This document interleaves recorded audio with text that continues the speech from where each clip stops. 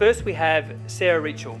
Sarah is an ecologist with over 25 years experience in environmental impact assessment and management.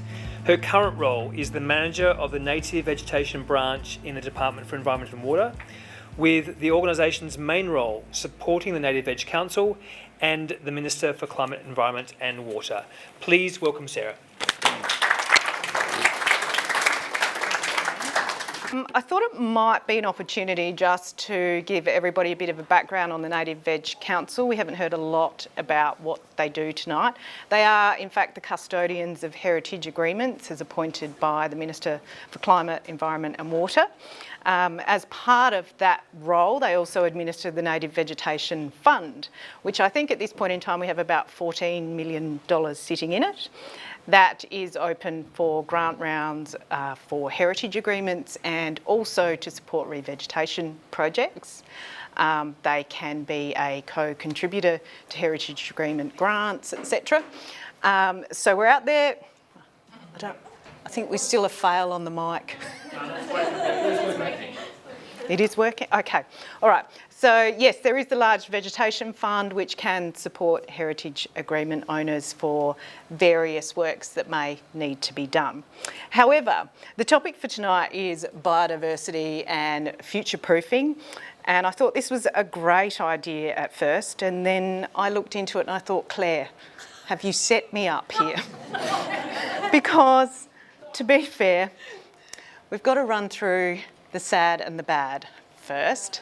So current trends, if we have a look at those, 32% of the original native veg cover remains in our agricultural zone. Less than 10% of the original forest area of the Mount Lofty ranges remains. Less than 4% of the original forest on the Adelaide Plains remains. And 16% of terrestrial plant species are threatened in SA. So we've accomplished that in the period of 200 years, which we really need to stop overachieving on that. In addition, we've got 15% of terrestrial fauna threatened in South Australia. South Australian bird species are declining at an alarming rate. I believe our decline is the worst in the country. 33% of fauna species in the Hills and Fleurieu region are at threat of extinction. So these are fairly sobering stats. So what are the threats to biodiversity? We've heard a lot about that tonight from all of the speakers, and I think everybody is well versed in these. Land clearing is still the greatest threat to our ecosystems. Invasive species, as we've heard some colourful stories on how to deal with those tonight, are an ever-increasing threat. And perhaps the big one for the department at this point in time is climate change and how we deal with that and the impacts on our ecosystems and their functioning. So how do we stop the decline, or at least minimise it? Protection and prevention are the common methods that are used and implied in the first instance. These are generally legislative interventions. So we have the Native Vegetation Act, which if you're going to clear anything, you pretty much have to come and see the Native Veg Council. Under the old Native Vegetation Management Act, which was in place from 84 through to 95, used to be about 4,000 hectares of native veg cleared every year. With the dawn of the Native Veg Act, that has since been reduced to 450 hectares on average in a year. Other pieces of legislation which help to halt decline are National Parks and Wildlife Act, Wilderness Protection Act, and at the federal level we have the EPBC Act.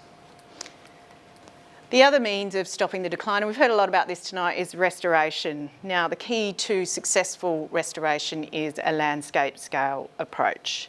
It needs to be joined up, it needs to be, as Catherine Moseby pointed out, multiple tenures, multiple landholders to be successful. The other thing that I think at the department level we're certainly exploring further is how ecosystem services can factor into some really good restoration outcomes. So things like having a look at the provisioning services of pollinators and how we can seek to improve that to support adjoining crops is a key piece of work that the department's looking at. The other thing is genetic diversity. I think we've been working at a very macro scale, and it's now an opportunity to have a look at genetic diversity and how we can sort of try to expand that in any given area.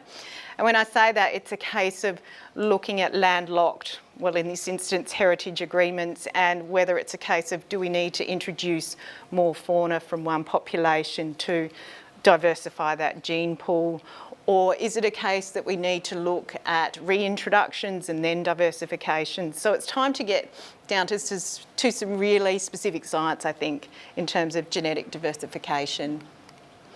So heritage agreements. Provide areas of private land protected in perpetuity through listing on property titles, as I'm sure you're all very much aware. They also protect important veg groups and provide habitat for increasingly isolated populations. And I think most importantly, they connect and link vast areas of privately held land, conservation parks and other reserves. So how do we future-proof our biodiversity? And gosh, I wish I knew that. I'd be a very rich lady right now. So we need new approaches and better outcomes. Increasing the area of land under heritage agreements. So the revitalising program has gone some way to increasing the area of land under HA in a short period of time. Scientific approaches to ecological restoration. So that's looking at our ecosystem services and how we can improve functioning at a very landscape scale approach.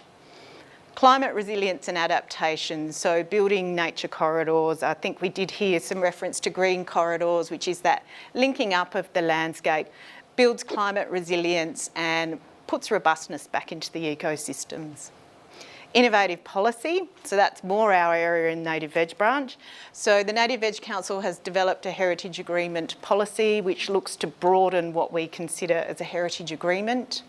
In addition, the Council is developing cultural burning guidelines to improve the ecosystem functioning on heritage agreements and to empower First Nations people. And the key point, perhaps this is the biggest take home for me, is the partnerships and collaborations to achieve some of these outcomes that we've heard about tonight. So they're really key to future-proofing the state's biodiversity. Now, I just thought I'd put this up in case you have questions about heritage or agreements, variations, or just what you can do on it. Please ring us at the branch, have a chat with us, and we're happy to help. Thank you.